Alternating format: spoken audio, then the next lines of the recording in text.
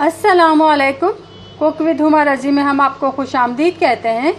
आज हम आपके लिए लेकर आए हैं एक और ज़बरदस्त सी रेसिपी। जी, आज हम बनाने जा रहे हैं चाय मसाला। सर्दियों की मुनासबत से आज हम ये चाय मसाला तैयार करेंगे। तो आइए देखें इसके लिए हमें किन किन चीज़ों की ज़रूरत है। इसमें मिकदार का ज़्यादा ख्याल रखना पड़ता है, क्योंकि अगर मिकदार आगे पीछे हो गई आपकी तो फिर आपका मसाला जो है वो सही नहीं बनेगा। जी, इसमें हमने ये सौंठ ली है। इसके लिए हमने सौंठ ली है, यह है 25 ग्राम। ठीक है, ये बाज़ार से मिल जाती है तो खैर सबको ही पता है। अच्छा जी, 10 ग्राम हमने इसमें ली है काली मिर्च और 10 ग्राम ही इसमें हमने लिया है हरी इलायची को। अच्छा जी, आधा इसमें जायफल का टुकड़ा है और 5 ग्राम इसमें हमने दालचीनी ली है। ठीक है, दोबारा से मैं आपको बता देती हूँ। 25 ग्राम इसमें सौंठ है, 10 ग्राम इसमें काली मिर्च है, 10 ग्राम इसमें हरी इलायची है, आधा जायफल का टुकड़ा इसमें जाएगा और 5 ग्राम जाएगी इसमें दालचीनी।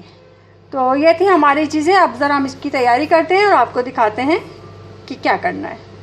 जी, ये देखिए हमने अपने मसालों को भुनने के लिए चढ़ा दिया है। ठीक है, काली मिर्च और जायफल को आप हल्का सा कूट लें।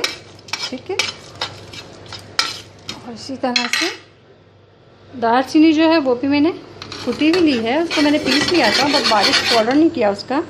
ठीक है, तो इसको भूनने का मकसद सिर्फ ये होता है कि जो मसालों में हल्का सा मॉइस्चर होता है वो उसमें ड्राई हो जाए। ठीक है, बाकी तो और कोई इसका वो नहीं होता है, क्योंकि फिर अगर इसको हम थोड़ा से भून के नहीं पीसेंगे तो इसकी शेल्फ लाइफ जो है ज़्यादा नहीं रहती, ये जल्दी ख़राब हो जाएगा। इस तरह से भून के जब हम इसको पीसेंगे ड्राई रोस्ट करके तो इसकी शेल्फ लाइफ जो है वो ज़्यादा हो जाती है।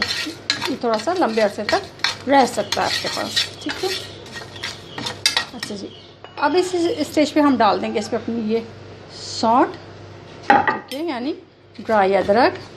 इसको भी इसके साथ हल्का सा हम भून लेते हैं और आँच बिल्कुल स्लो रखनी है, ये ना हो कि आपके मसाले इसमें जल जाएं। और अगर आप इसको इस तरह से भूनना नहीं चाह रहे हैं तो आप इसको ओवन में भी रख के हल्का सा रोस्ट कर सकते हैं।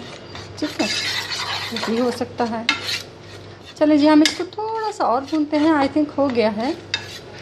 तो ठीक है, अब हम इसको निकालते हैं और आपको इसका अगला स्टेप दिखाते हैं कि इसको हमने क्या करना है। जी, ये देखिए हमारा पाउडर पीस के बिल्कुल तैयार हो चुका है। इसे मैंने एक बार पीसने के बाद ग्राइंडर में ग्राइंड करने के बाद मैंने इसको छान लिया। छानने के बाद जो इसके मोटे ज़र्रे रह गए थे उनको दोबारा से पीसा है और फिर दोबारा से इसको छान लिया है। ठीक है ना, और उसके बाद इस तरह से ये हमारी फ़ाइन शक्ल सामने आ गई है। तो जी, ये थी हमारी आज की रेसिपी। उम्मीद है आपको हमारी आज की रेसिपी पसंद आई होगी। ये मौसम के हिसाब से बिल्कुल सही और परफेक्ट बनी है। ठीक है, अगर आपको हमारी रेसिपीज़ पसंद आ रही हैं तो please like, subscribe and share ज़रूर कीजिएगा। अगर आप कुछ और सीखना चाहते हैं तो भी हमें ज़रूर बताइए।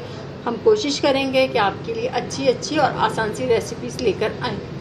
तो अपनी आज की इस रेसिपी के साथ हम कुक विद हुमा रज़ी से आपसे इजाज़त चाहेंगे। फिर मिलेंगे किसी नई और अच्छी रेसिपी के साथ। तब तक के लिए अल्लाह हाफ़िज़।